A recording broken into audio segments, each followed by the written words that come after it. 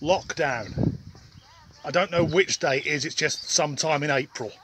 So today I thought we'd look back at some of the celebrities who were struggling during the lockdown and then see what a real hero looks like. In a previous video I mentioned Sam Smith crying uncontrollably in their £12 million mansion. Sam insists on being called they rather than he. I guess that's because to be a man you have to have some balls.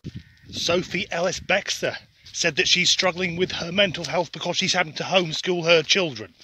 Just to be clear, the text on that photo, that's her doing. I haven't added that. When did she last release an album? How the fuck is she still considered a celebrity? Dancing on Ice star Matt Evers. No, me neither. He's struggling with his mental health because he's isolated. Now there's a couple of things here. First of all, who took the fucking photograph? And secondly, I'm guessing that there's a woman in the house. Because clearly, that's a woman's dressing gown.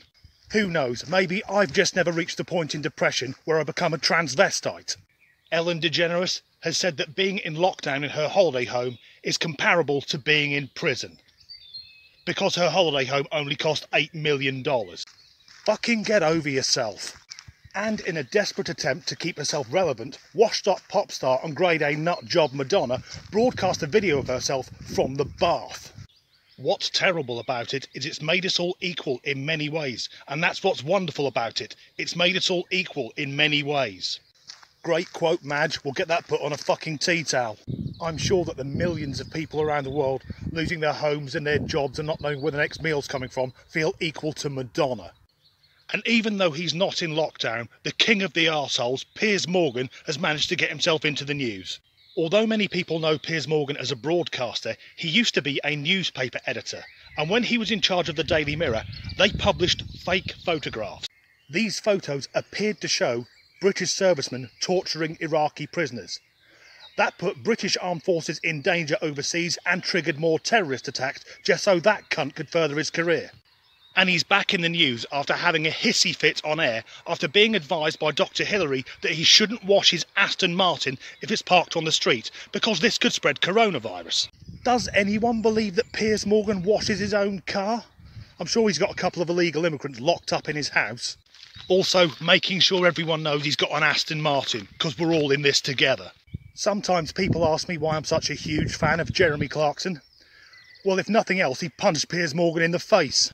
But whilst these celebrities have been crying their fucking eyes out, a true hero has emerged, a man who's gone on to become a worldwide phenomenon. 99-year-old World War II veteran Captain Tom Moore, who set out to raise £1,000 for the NHS, and at the time of recording has so far raised over 22 million.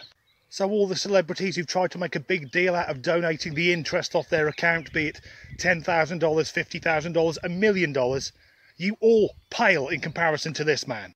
A war veteran who later this month turns 100. And he's done this by walking around his garden, not sitting on his arse, crying. And don't get me wrong, I know people are struggling with their mental health, but there's a difference between feeling isolated and telling your 5 million Instagram followers about it. Stay safe, stay sane, support the NHS, and massive respect to Captain Tom. We'll get through this, won't we, Sam?